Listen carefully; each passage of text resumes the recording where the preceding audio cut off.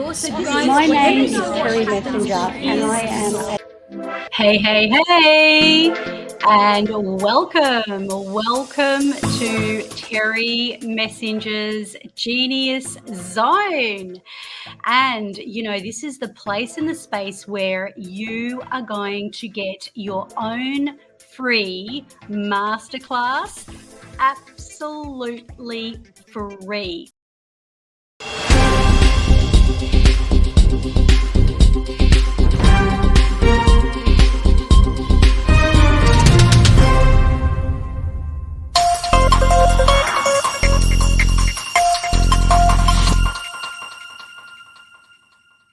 And yet, what were the lies that attracted you? Was it that they were feeding you in the way you felt? Was it, a similarity, like they made you feel like they were the same as you? No. So this particular person fed me a story of what I believe they thought I wanted to hear, and they were right. Like they. Oh, Terry, you're so excited. You're ready to start again. I'm obviously referring to the magic music that we were just playing. Can't play it on YouTube, though, because apparently we'll get all sorts of trouble. We can't have that. Hey, it is time for your little genius zone. Your name is? Terry Messenger. Yes, and again, I'll always pull the same gag. Not going to shoot the messenger because I don't like the message sometimes. And you generally like the message. I don't think you've brought me any great grief yet, but I'm sure it's coming. Oh, I'm sure. Haven't I? That doesn't say much for me then. Work harder. I know. They reckon a really good session is when you bring grief before they have the breakthrough. Okay. All right. Well, there you go. So yes, I have put in the title. I have no idea what's going to happen in the show today, and I don't. Well, there's the proof of the pudding. Absolutely. I have, though. I did listen to your advice from last week. Yep. You made references to Back to the Future. So I now have the Back to the Future car there on the desk, and also the T-shirt as well. Okay. We've got the whole package going on there. So I'm ready. Are we going back to the future today once again? I believe that it is a nice day to start again. Okay. Love it. Love it. All right. So where are we heading in your little magical genius world? Well, to give a little bit of a summary about what we have talked about, let me tell you something I know nothing about, so we can talk about something that I know nothing about either. Do you know that joke, gentlemen and ladies and bald-headed babies, I come before you to stand behind you to tell you something I know nothing about? I have never heard that before. Where have I been hiding? There you go. You're probably too young, Aaron. Look, I'm too young for absolutely nothing, okay? I'm too young for the noises that my body makes as I get up out of a chair. Okay, I'm not happy with the fact that I have complete soundtrack as I get up these days. It's terrible. All right. Okay. I'm sure everybody wanted to hear that. Yes. No, so what we can talk about today, because we started off a couple of weeks ago talking about anchoring. Yes. And, harnessing feel-good feelings, and then how to turn bad feelings into good feelings. So if someone's in a really bad state, how do you get them into a good state? Oh, don't you just say, don't you say things like just be happy? Oh, don't you love that one? Just be happy. Terrible. It's terrible. I'll tell you right now. It's like, get over it. Come on. Two of my favorite statements. I had a particular person in my life who could have been just a little bit negative. You never know, right? Use those two statements all the time, right? It was just crazy. It doesn't work. It doesn't work.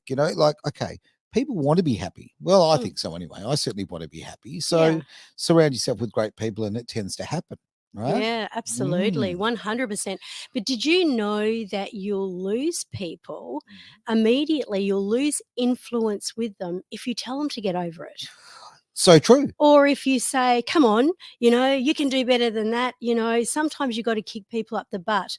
But in neuro-linguistic programming, unless you get down on the same level with them and, there's no point acting like a playful puppy dog if the other person is really down in the dumps, because they're just going to move away from you. It's a really good point, actually. Yeah. But on the other hand, if you sort of get down on their level and say, this must be really hard for you, and I understand this is what's going on for you, and you actually state the 3 truisms, which I'm absolutely sure Donald Trump would use. Right. You know, which is 3 truisms. Number 1, I was late today.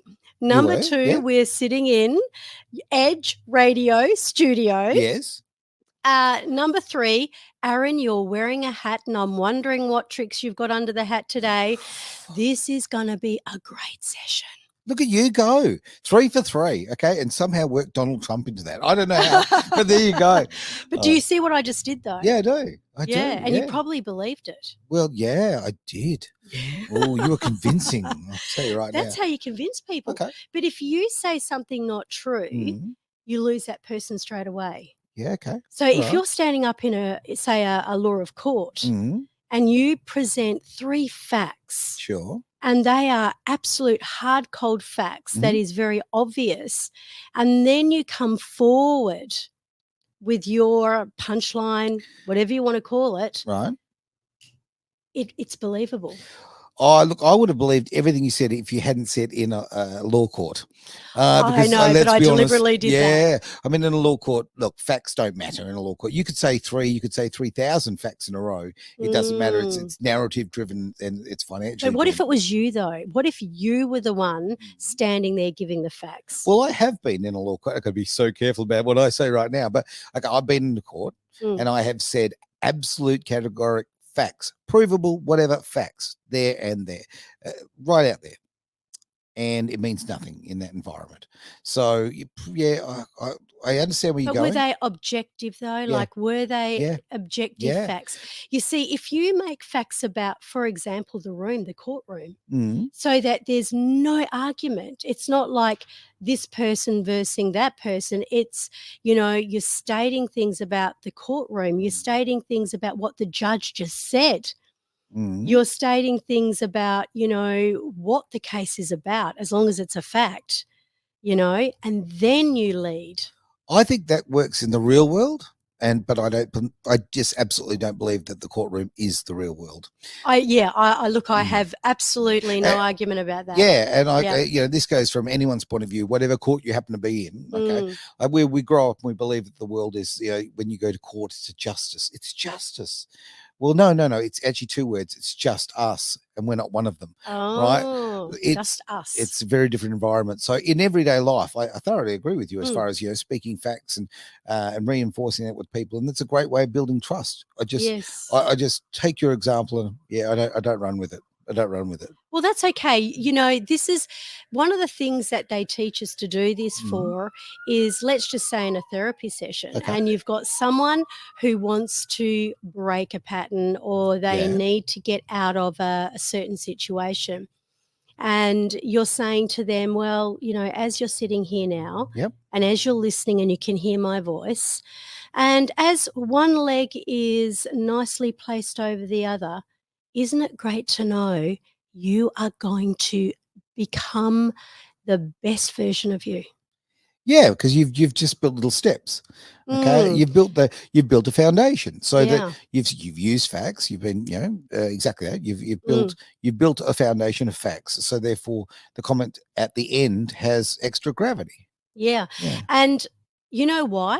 Do you know why it works? It's a trick. Because it is a trick. It is a trick, but it is a trick of the subconscious mind. Okay. Because what happens if it is a fact and you can't get out of it, and it's absolutely 100%, the subconscious, not the logic, the subconscious goes, yes, yes, yes. And the more yeses that you can get the subconscious mind to make, then the leading phrase of, you're going to be an absolute champion, you're going to win this. You've built that foundation of positivity. Yeah. Okay. Well, that was one of the first things that I learned. Right. And the other one was how to pace and lead someone. All right. Well, you've been leading me on a chain here. Come on. I see what's going on. Never. Down the garden path. No, but look, language is incredibly important. It really, really is. And not just the words, the tone, the way you're moving your hands, all of that sort of thing. This is all language.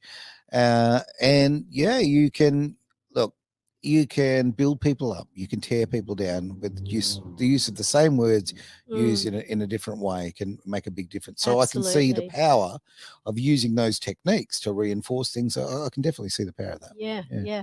And really it's really about just getting that rapport. That's what they call it. It's building that really strong rapport, and the rapport of trust and the rapport of truth. So when, for example, someone's on a rant, have you ever heard someone go on a rant? Oh, done it myself.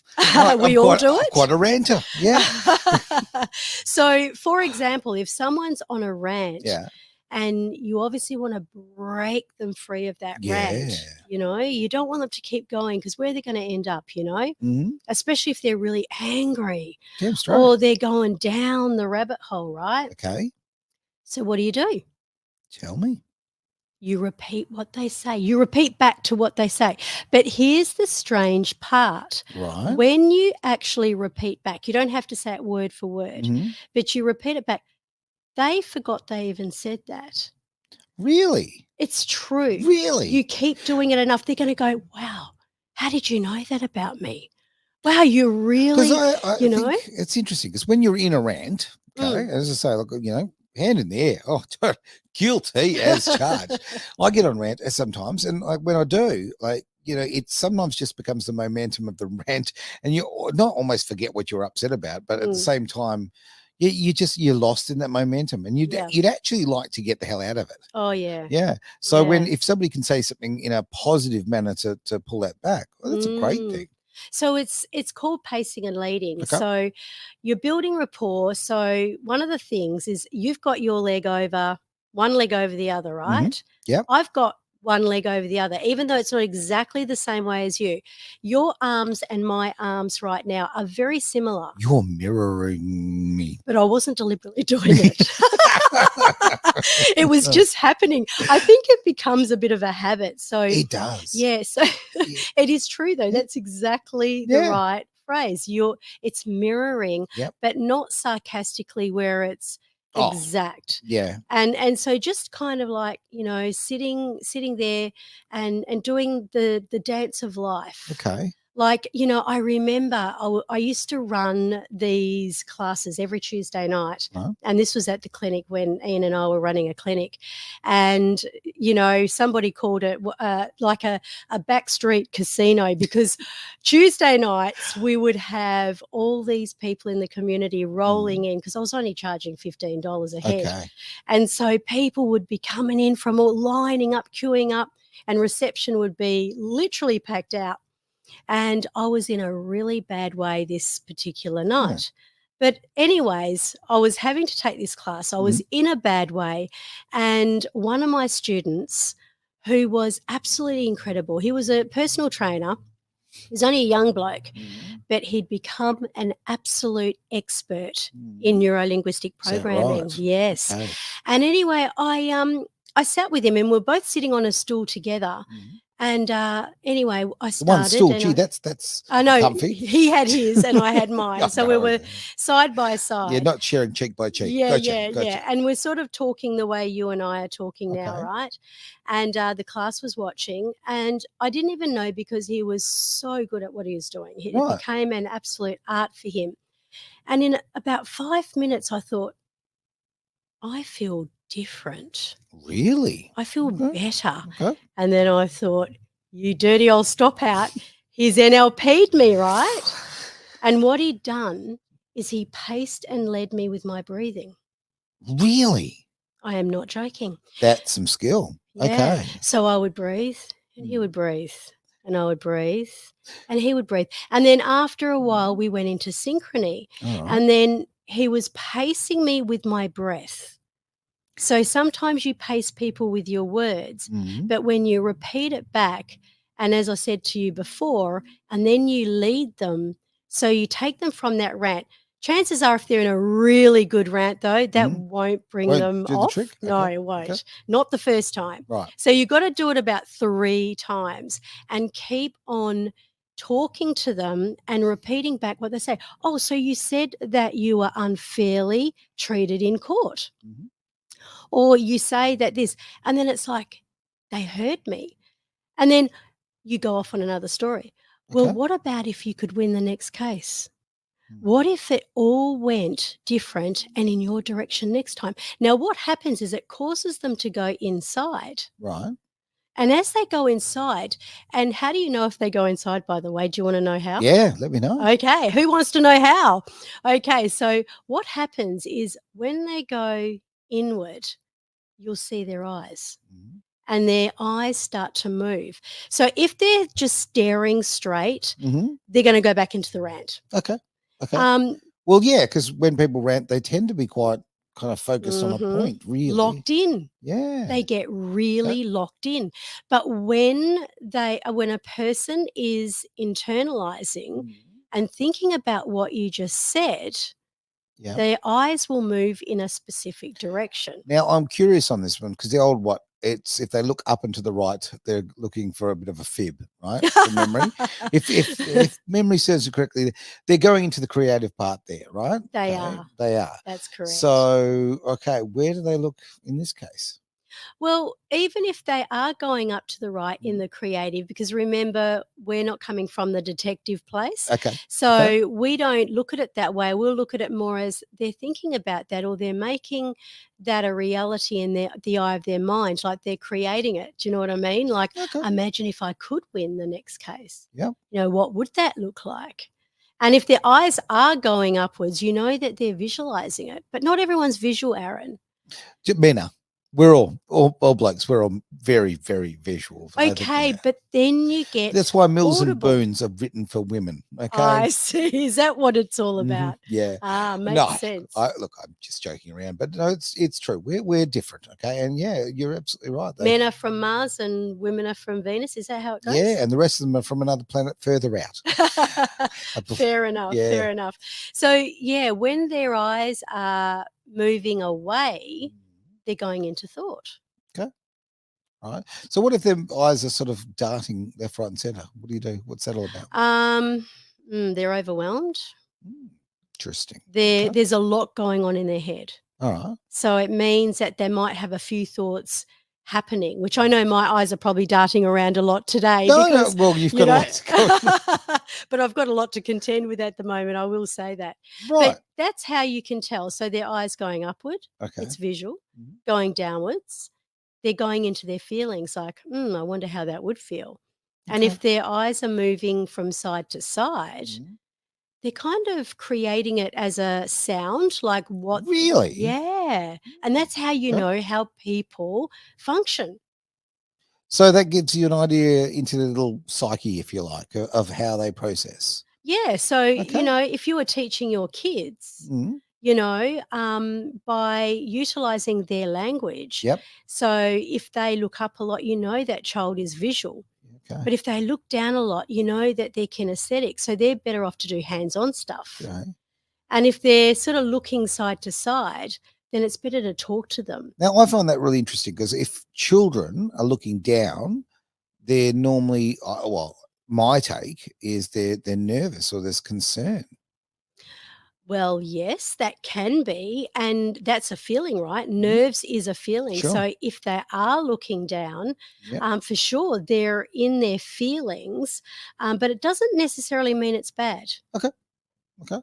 It can be a really great feeling. They could be remembering like this amazing experience they had, you know, on a roller coaster ride or, you know, going back into it.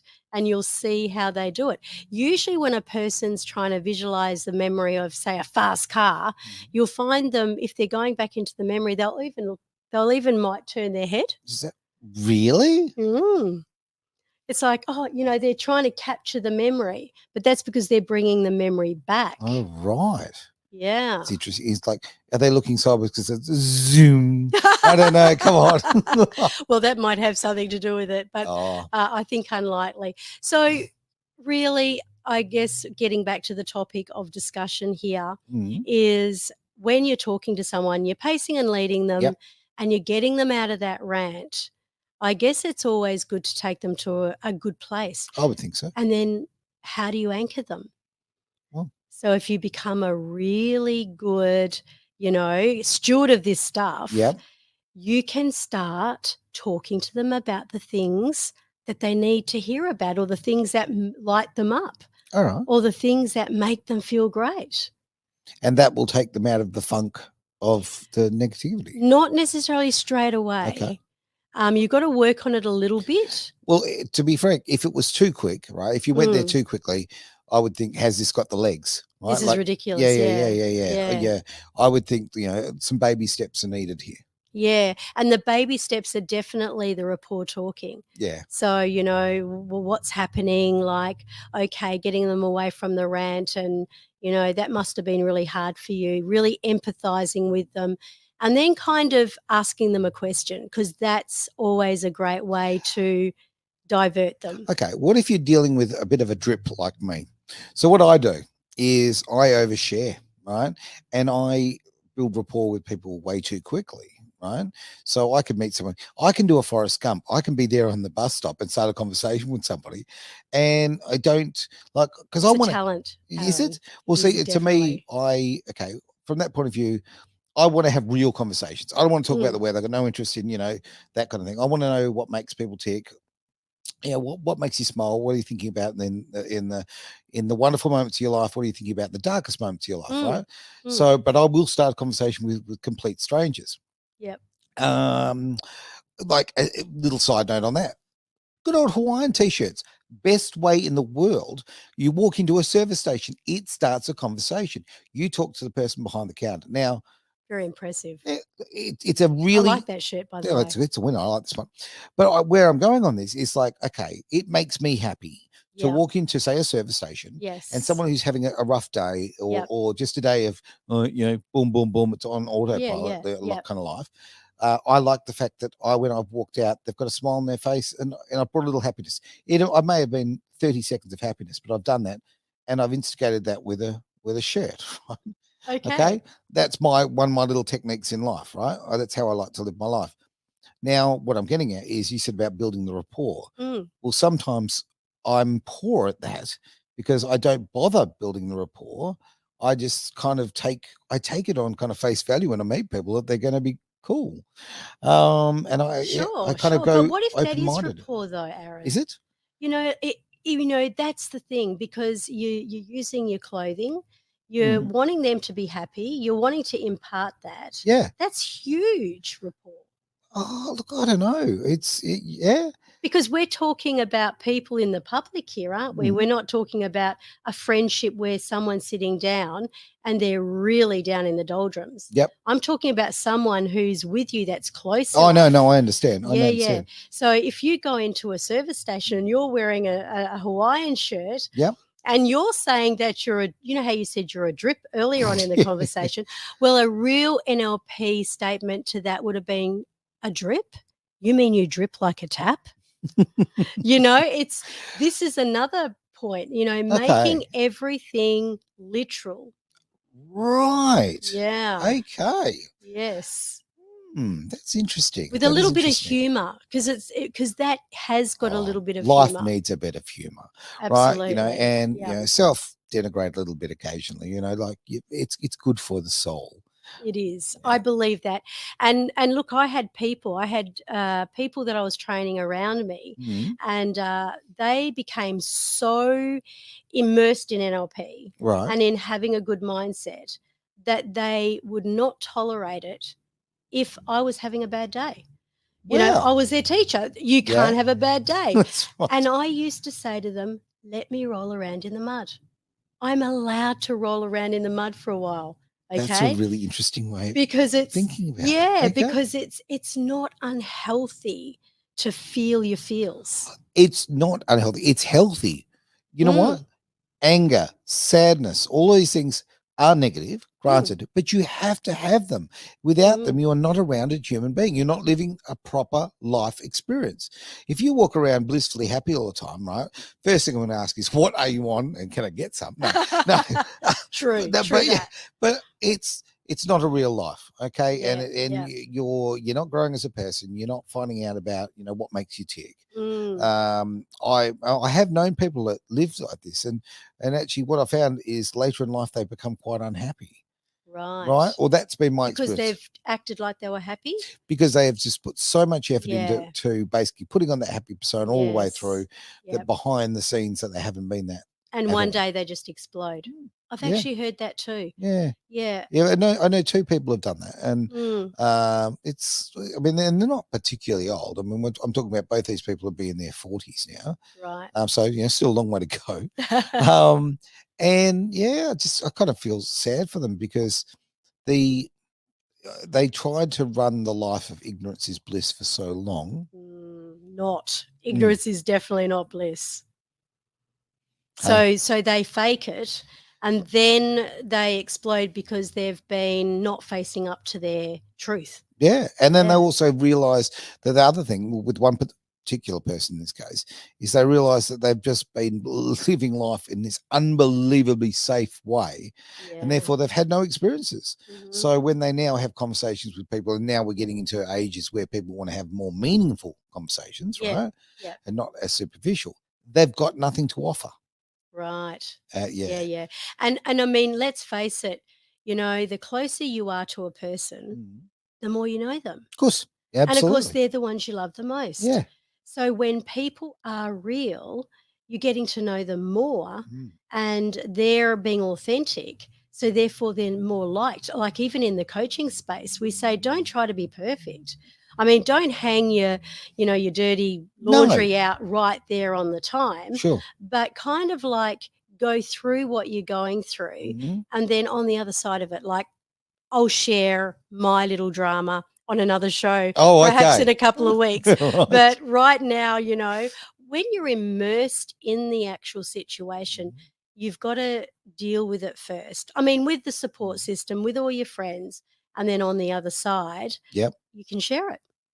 That is really good advice. Because I've been in situations, I've been immersed in something which is, it's dragging you down. And what it tends to do is then you kind of like, and I'm not saying internalize it and not talk to people, but if you overshare, then you kind of bring everybody else down. It's kind of, and it keeps you in it. Yeah. Right? It keeps you in it. Yes. Whereas, if you went and just did something positive instead, you sort of broke away from it, you changed the language involved in the whole situation. You got away from, we often say, how about we want to go on holidays because I want to get away from it all. Yeah. Right? But you're taking yourself with you. Yeah. Life's complicated. What can you say though? But that's so true. So what do you do? I mean, in a situation like this, I mean, you had a situation a few weeks ago. I won't share it unless you want to share it, but you had a really tough situation happen. And I think a lot of people also felt affected by it. But then on the other side of it, I have seen so much growth in you. Oh, thank you, I think. And so much has happened on the other side of it. So the greatness side. Look, I live a particular life where I've got people who wish to do me harm. Okay. And they do it on a regular basis. Wow. And you're not even Donald Trump. Yeah, and it blows my mind because I try to live my life in a positive way. I try to live my life and actually share happiness and smiles, right? Okay, the service station thing I just said, that is a little micro way that I can go out into the world, a very small way that I can try and make people happy, right? Yep, okay. Yep. Okay, and I think I just like that as a way to live, okay? So for somebody who does want to live my life that way, and I do want to share things and I want them to grow things with other people and I want to bring positivity to the world, it's actually a very, very sad thing of Australian culture, particularly of the tall poppy situation where, the syndrome is strong, trust me, and people will try and damage you and destroy you and that. Now, I'm very lucky in as much as, quite frankly, I've been at this a long time now, and I've now learnt that the people who try and tear you down, okay, it's got nothing to do with you. It's got everything to do with them. Absolutely. It is their failings. It is where they are weak. It is their insecurities. And they are acting on them. They are just projecting onto you. And they feel that if they tear you down, they build themselves up. Nothing could be further from the truth, right? You know how you succeed in life? If you build other people up. So when we have situations like we've had over the last couple of weeks, to be frank, I'm just not that fazed. In fact, I don't. Like people go, oh, you must be laughing at them because how they've failed. No, I'm not. I'm not laughing at all. I just genuinely kind of feel sorry for them Because if That's you're great. well, if your life is so lacking, right, Mm. that you have to feel that you have to attack and attack and attack and attack, how crap must their life be? Well, that's right. Hurting people hurt people. Oh, spot on. Damn straight. So no, water off duck's back. And I'm sure, look, and I live in this situation where I absolutely, in fact, I've been already warned there's another attack coming. Ooh. Yeah. So these same people have putting something together right now as we speak. They're spending a lot of time on you, Aaron. My word. Wow. You know, it's just, how about, www.getagoddamnlife.com.au. Right? I love Oh that. my God. Like, seriously, if trying to mess with, and the thing that really, I was going to say upsets me, so not the right word, it kind of perturbs me, is that, okay, no worries, come after me, okay? Because I don't care. Skin's very thick, kind of very used to this game, right? But when you're hurting people around me and people who are maybe new to the public sector or almost public world, I guess, not sector as such, when you're hurting people who are just trying to do a positive thing and hurting the people around them, what's wrong with you? Like, what's wrong with you? That's what upsets me. I don't care about myself. I've got absolutely I just don't care. I just simply don't care. Yep. But I do care about the people that I love, and I care about who I'm surrounded by and who support me. And when they start attacking them and damaging them, then the other part of you comes out going, well, maybe we need some consequences. That's the line in the sand. There's the line. Oh, yeah, absolutely. And that's what you stand for. Oh, no doubt. And you know how we were talking last week about why, and you were saying you got to know your why and everything. And what I just heard is that you love making people happy. Well, the oath. And absolutely. This is a big part of, what you're doing here. And my question to you on that is, because Dean Grazios and Anthony Robbins, they developed this little routine called 7 Levels Deep. Right. Ever heard of it? I have heard of it. Okay. I don't remember it, but I have heard it. Do you know how it goes? No. So what happens is you ask someone, what is it that you truly, truly, truly want, right? And once they say it, and it's not that easy. No, it's not. Even for people, you found that out, right? Mm-hmm. Even for very empowered coaches who have done lots and lots of personal development, it's very difficult to get it out exactly what it is. Well, so many people will go straight to the materialistic, right? So and that's a bit sad, because when you really, end of the day, okay, no matter what age you get to, you know what they're going to do? They're going to dig a hole. And they're going to throw you in it. All right? Yep. You can't take that stuff with you.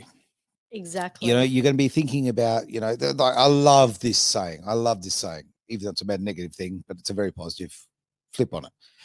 There's no one who ever said on their deathbed that they wish they'd spent more time in the office. I've heard that one. Okay. You want to spend the time with the people you love, the people that you appreciate, the people that, there's a two-way traffic when it comes to emotion and connection, right? That's what it's about. Life is about connection, right? It's not about shiny things, right? I don't mind the shiny things. Throw some more my way. Come on, world. But it's not, end of the day, they'll dig a hole, they'll throw me in, and the shiny stuff won't go in there with me. That is so true. And, and that's even applies to if someone asks that same question you just said, what do you wish you had more of, or what do you think you'd love to do? They always say going out into your oldest version of you and say the 93-year-old Aaron. Okay. Say that you turn out to be a Warren Buffett. I think he's about 92, 93. Yeah, okay. And still got all his faculties. Yes. And then you go out and you talk to the 92, 93-year-old Aaron and you say, Aaron, what would you love to tell the Aaron of the 50-something-year-old? What would you say to him? Because perhaps the wisdom of your quantum leaping out into your oldest age possible gives you a strange wisdom. It does. Look, I would say, hey, Aaron, listen to more Bob Marley lyrics, because every little thing is going to be all right, right? Like, honestly, that was the worst Jamaican accent ever. But honestly, have faith. I think that would be my biggest thing. Have faith that things will turn out. Like George Michael? Yes, Because you gotta absolutely. have beef. I always laugh about George Michael because of the fact that as a teenage boy, myself and my mates, we tried so hard to look like George Michael. Are you kidding me? I'm yeah. trying to visualize. Oh man, and I had a mate who, like, he's just so good looking. That annoying Sean, you're out there, and I bet you Not a himbo, just a good-looking guy. just a great-looking guy, intelligent as well. Not a himbo, no, top fella, but looked a lot like George Michael in his heyday. Wow. And yeah, look, if only you've used those powers for good instead of evil, you know. Well, this is it, isn't it? But my point being is that it's kind of funny that, you know, the reason we wanted to look like George Michael is so we could get all the girls. Well, I'm telling you right now, George had other ideas. Oh, well, we found that one out. We found that out later on, Very, very which is a true. nice little sting in the tail. And good on him, you know, that's what you made know, him they happy. reckon girls get dressed up for girls. They do. Not for guys. Oh, thank you for saying that. I say this all the time, and people look at me, oh, you're misogynist. No, women dress for women. Women do not dress for men, and also women's body ideals are for other women. They're not for what men want. Men want all sorts of things. Because men are probably the least judgmental. Oh, man, absolutely. When it comes to women's bodies. Yeah. Yeah, absolutely. Couldn't agree more. Quite frankly, we are just that excited we get to play with them. Okay, that's too much information. Too much. Well, this is going to become an R-rated. But honestly, there is it is such a true thing. Women dress for women. Yeah. Women spend so much time on outfits and makeup and this, all that, yada yada yada. And like, if it makes them happy, then be happy. Like I have no issue with that. But for myself, no, I don't. I just don't prescribe to that at all. Yeah. Yeah. And I am a superficial person. I'm not. You reckon you're a you're having this conversation with me right now. Yeah. You allow me to sit on this couch every Wednesday and you're saying you're a superficial person? To a degree, absolutely. I'm real with myself. Like, okay, this is something people wouldn't want to admit, but okay, like I wouldn't date someone I wasn't attracted to. Fair enough. What's wrong with that? That's not superficial. Well, it is superficial because I'm basing my decisions on how someone looks. But have you ever heard that only a face that a mother could love? Yes. I mean, beauty is in the eye of the beholder. Yeah, yeah. But I also have discovered that, very much so that, and I'll be very careful about the way I say this, not because I'm careful with my words as far as I'm not censoring myself. I just don't want to be. No, just trying to be a negative Nancy, but I have experienced the fact that I've had people in my life who weren't exactly what I would be attracted to. We'll call it that way.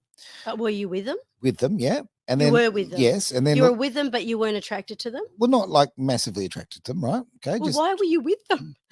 Because I thought I was a better person, and I thought I was evolving as a human being because I thought I was being less superficial. So what attracted you to them in the very first place? The lies that they told me. Oh, so you were attracted to their lies? I was attracted to their intelligence. Yeah. Right. And the stories and the person they portrayed themselves as. So that attracted me far more. And then I found out later that it was all completely untrue. So I discovered that in that case, like, beauty is only skin deep, but ugly goes to the bone. Like, I mean, it goes right through. Wow. Yeah. So you were initially attracted because of words. See, that tells me a lot, Aaron. That tells me that even though you say you're visual, you're also very audible. And I mean, because you're a radio man, it makes sense that you would be audio. It does make sense. Oh, yeah. If I meet a girl and she's got a sexy voice, hello, I am 3/4 way there already. Well, there you are. Oh, love it. Absolutely love it. Yep. Yeah. So with this, this love interest, I'm sort of really interested in, how you became attracted. You were attracted to the lies. Yeah. And yet what were the lies that attracted you? Was it that they were feeding you in the way you felt? Was it, a similarity, like they made you feel like they were the same as you? No. So this particular person fed me a story of what I believe they thought I wanted to hear, and they were right. Like they. What did they think you wanted to hear? I have to ask that. Oh.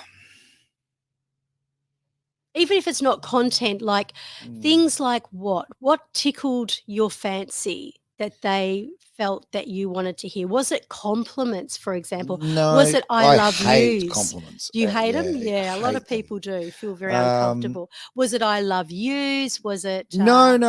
you're amazing? No.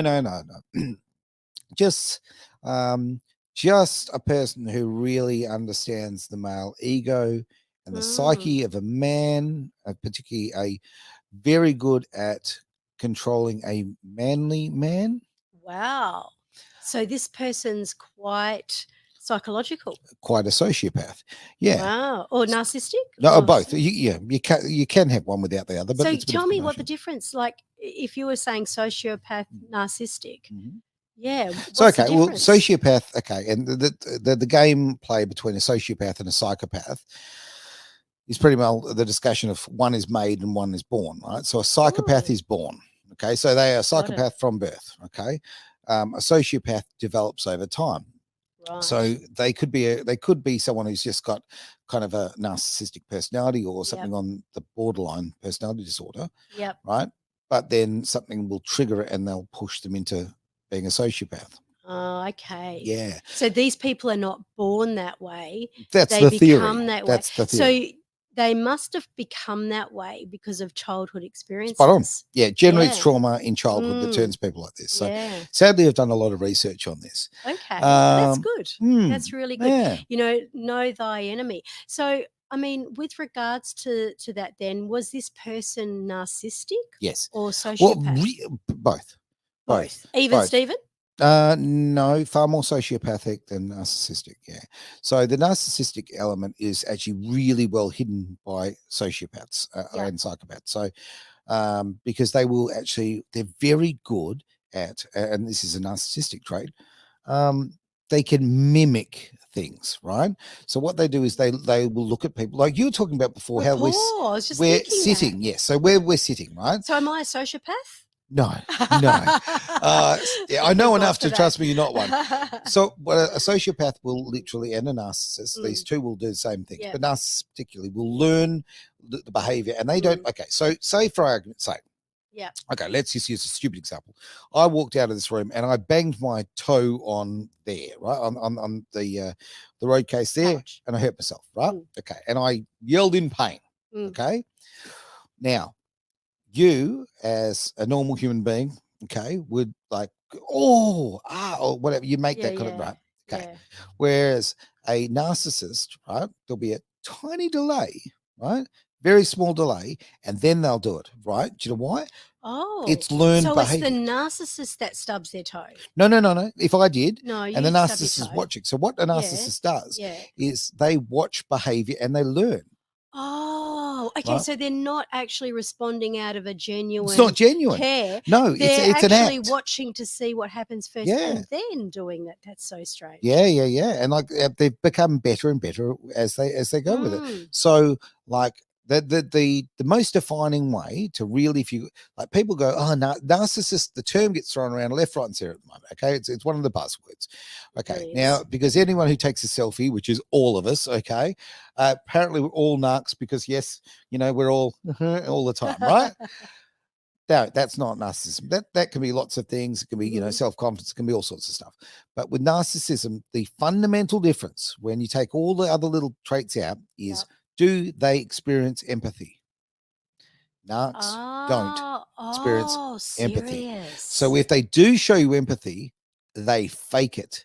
And there are particular things that will be showing up, will show that. So if you're looking, if somebody's a bit of an egomaniac, right? Yes. They're an egomaniac. If they love themselves a little bit, they're a bit full of themselves. They take a few too many selfies and, spend too much time in front of the mirror. That doesn't mean they're a narcissist. That's what I thought a narcissist Everybody was does. when I first thought. And I thought, gee, I'm a big narcissist, I'm always in front of the mirror, always on my selfie, always. But then I found out, no, it can be people that much less likely than I thought. Yeah. But they gaslight. And the fundamentals, you're spot on. The two fundamentals of a narcissist are they gaslight and they have no empathy. So know about but they are business. The greatest mimics in the world, and that's why are so many actors narcs? Because it is the profession. Right. That is why politicians are full of narcissism, right? Because they are the two personas, right? There's the persona, of course, that say in the case, we'll use a politician as an example here because we love tearing into polys, right? But a poly, right? Okay, it's very much like when they're campaigning. It's like when they're trying to date you, okay? They're showing you all the good sides. Oh, yeah, absolutely. They try to convince you. Now, basically, their goal is to actually get the power. They want the power, right? And they want the grandiose feelings of the power and all kind of things. So they know that they have to effectively lie and paint a fake picture of who they are to achieve that goal. Right. Yeah. Right. So do you think they do it in a way that they do it to please the person they're trying to impress? No, they do it because they're trying to control the person. There's never an intention. Yeah, there's never an intention to please. It is all about to control. pull them in, yeah. So if they please that person, then they're going to kind of, draw them into So them. they'll tell you all the things that you want to hear, right? They'll draw. And then when they get to a particular level, then they've got you on the leash and then their behavior changes. Wow. Yeah. And I wish I'd hadn't had to have done this research. I've spoken to, and this is not pie in the sky. I'm not talking about watching YouTube videos. I've extensive conversations with psychiatrists, psychologists, counselors, all sorts of people in those fields, and to identify the differences. I've had very, very full-on conversations with. I've done some work with a psychiatrist who, really specializes in this kind of behavior. Yep. So I'm not just throwing these terms out, and I'm not. No, you're an experiential person. Yeah, absolutely. You've gone through it, so therefore you're almost like an authority on it. Oh, sadly, I think you're right. Yeah. Which is sad, but it's true. But that's what makes people their weakness become their strength. Bingo. So now in my life, when I identify those personality traits, right, I very quickly establish a wall and rules. Right. Okay. So, because now is that the wall you were talking about different few wall. sessions ago? I'm quite the builder. Bob the builder, Aaron the builder, where you said you built up a wall and you wouldn't let your loved ones in because you'd been hurt. Sadly, that's a different wall. All that jokes is aside. a different. So you got a few walls. You are the builder. I am the great. I am the Great Wall. Yes. Okay. I'm China. The Great Wall of China. I'm Belton Road. No. It's because so now I understand and I accept that I'm going to have narcissists in my life, and sometimes sociopaths and psychopaths, because look, cutting the crap, that it works out that now in today's society about 1 in 10 people is a sociopath. 1 in 6 right. today. 1 in 6. I have heard that. And I don't know a lot about the narcissist, right? But I heard 1 of 6. I've come to know because everyone talks about it. And I'm sure everybody's got a bit of narcissism in them. Of course, we've all got. I've got a bit. You've got a bit. We've all got a bit. Yeah, and one of the reasons that I don't know a lot about label things, like narcissist is a label, right? It is, yeah. Is because the true blue, amazing version of someone who can help make a change in therapy in the NLP world, right, is that when they can see their soul. They can see the other person's soul.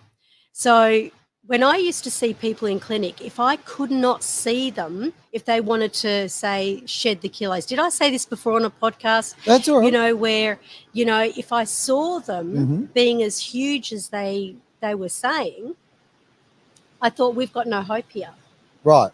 So I would, because somehow I feel like it's almost God gives me these eyes where I can see the highest potential. So I also believe that even a sociopath or a narcissist or, a person who's been addicted to heroin for, 40 years, which I have dealt with, right, can be released from it. Look, a narcissist can only learn to accept it and actually understand their behavior and make changes so that they can live a better life.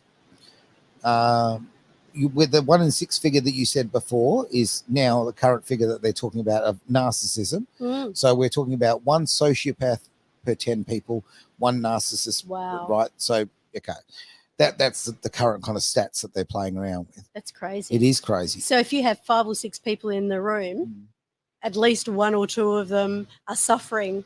Yeah, well, sometimes syndrome. I think sometimes the stats are a little bit fiddled. So sometimes that narcissist rather could be the sociopath as well. Could be a 2 in 1. Okay. Yeah. So in fact, that's quite often. Quite often the case, but it's becoming more prevalent in society. The fact that we've become so insular, we don't have conversations anymore. We hide in our little caves and all that kind of thing. The fact that we have to have this fake persona that we put on our phones, the Instagram, the filters, all of that. Yes, that absolutely. is building. Unfortunately, is increasing that. But so and I do feel very, very sorry for younger people now having to grow up as a brand, right? Because that is encouraging them, and it can encourage narcissism, sure, but again, like I said before, so if you're a sociopath, you can develop into one. That's the difference, right? Oh. And that's real. How do you develop into one? Well, is it a bit stylistic, like I was saying last week? You see, that's the challenge, right? When a person's doing something over and over again, if you can break them free of a pattern, like I was talking about Bill last week, with 2 packets of cigarettes, and you can release a person's trauma, like I've mentioned as well, then I believe that you can also release a person from even those ingrained elements. But that goes into the supernatural, which might be a little bit woo-woo here. Might be woo-hoo. It is woo-hoo, woo-woo, whatever you want to call it. But, it's called changing the DNA. Okay. Well, look, I don't know. I really don't know on that one. I haven't gone far enough to understand that. I'll say this. Right. Say in the case of a sociopath, okay? So, okay. They've had some sort of trauma growing up, okay, which has created this. So what they tend to do, and I'm generalizing a little bit here because obviously every sociopath is unique, but what happens is that then it becomes like a drug, and they are looking for that fix. Now, so hurting someone, for argument's sake, right, nullifies their pain from, say, their childhood.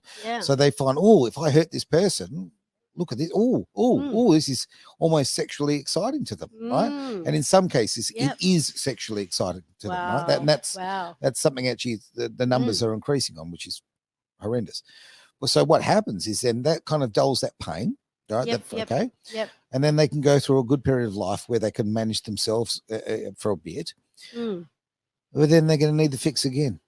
It's an addiction. There is an addiction to creating pain for others because it is about so ultimately it's very much about you. It is about the fact that if you are not willing to fix the problems in you, and we all have them, right? We've all got 100%. things. Yeah, we've all got traumas rather in our past. We've all got issues that we'd like to fix, right? Yes. So with all of that, some people will try and fix it by hurting others because it'll, as I say, nullify it for them, and they'll chase that drug for the rest of their life. Others will go, you know what? I probably wasn't the best human being. I probably reacted badly. I'm gonna change that about me. What about in a situation like this? So I'm going to challenge you. I had a client a really nice guy, brilliant guy. And by the way, because there's no names mentioned, it's not incriminating. Correct. So basically when he came to see me, he was wanting to recover from the terrible thoughts that he was having about drowning his daughter in the bath every time she jumped in the bath. And so he would have these repetitive thoughts.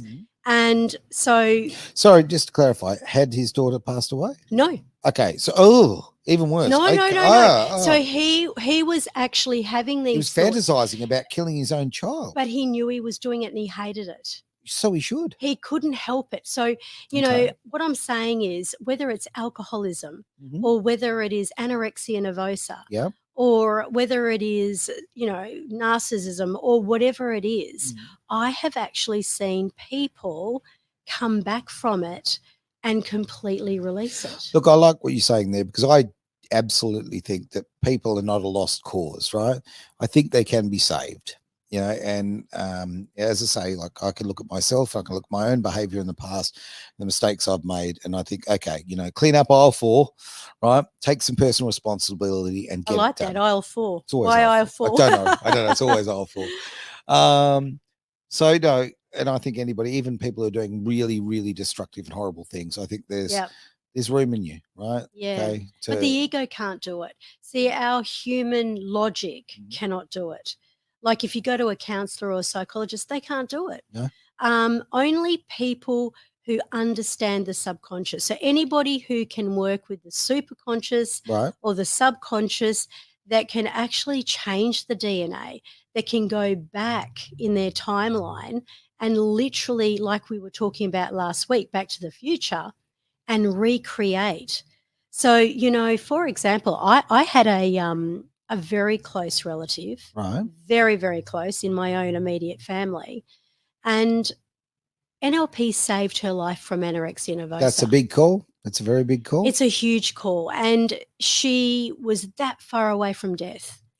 And they say that once an anorexic, always. I have heard that. And, you know, one of the Carpenters, you know, the song lady, Karen Carpenter, I think she died of anorexia. And this girl made a full recovery. That's really cool. This is how many years? We're talking 12 years ago now. Okay. And she is still healed. Yeah. She's got a couple of kids. Good on her. And her life is completely different and not a trace of anorexia whatsoever. But also we had to go back. We had to really look at, well, what happened? What caused her? Because it really wasn't about food. You know, people think, you know, they look at themselves in the mirror. Yes, they get dysmorphic and they think they're ugly and all the rest of it. That's just a manifestation. Yeah. But it actually comes from something a lot. Of course deeper. It does. Absolutely. Yeah. Absolutely. So when you blow that out of the water and you unleash it and you unhook it and then you help them to let it go, and they've got to do it. They've got to like this is not a control thing. No way. A lot of people think, you know, hypnosis and NLP is control. It is not. Okay. In fact, Is it more of a steering wheel? Look, I was saying to one of your people at your latest Edge event, what an absolute blast, people still talking about it, that because they were a little bit skeptical about hypnosis. Okay. And what I said to them was, I believe I don't hypnotize people. I feel I unhypnotize them. Interesting. It's a different way of looking at it. Well, we're all hypnotized. Yeah. Well, we're all, like, honestly, do you watch Aaron, 7 West Media? You know, I mean, the way you sit, you're hypnotized to sit like that. You know, you sat like that yesterday. Yeah. You probably sat like that last week. Probably did. When you get up and you walk out of the room, you'll have a certain style of walking. Oh, these boots were made that way. Boom, boom. Hey, we're going to have to stop the show because we've run out of time. But I was late today. This is a very good point, but we have to think about the replay, which is happening on Sunday at what time? 3 p.m. Oh, you had to think about that, didn't you? So, look, if you've enjoyed the show, obviously you can catch on the socials as far as the video goes, all that sort of thing. And the audio will be up, of course, on the weekend at edgeradioaustralia.com. Have a wonderful, what day is it? Look, just have a wonderful time. Full stop. Enjoy. And we'll see you next week here on Edge Radio Australia. We're in the Genius Zone here with Terry Messenger. Thank you for joining us on another empowering episode of our show where we have explored through this various topic along with all the exciting new topics that we bring every week to enhance your personal mastery of excellence. Now, I'd love you to do me a favor. In fact, be part of the Legacy 1 million that I have in the vision for 2028. If you know someone who really would benefit from this recording, from this episode, please share it with them. And when you subscribe, you get notified every week of our episode as soon as it drops. So let's do that. legacy thing. Let's share, let's care, let's enrich. And I look forward to bringing you another week of the most enriching content. So until next time, stay inspired, stay awesome, and keep on mastering your excellence.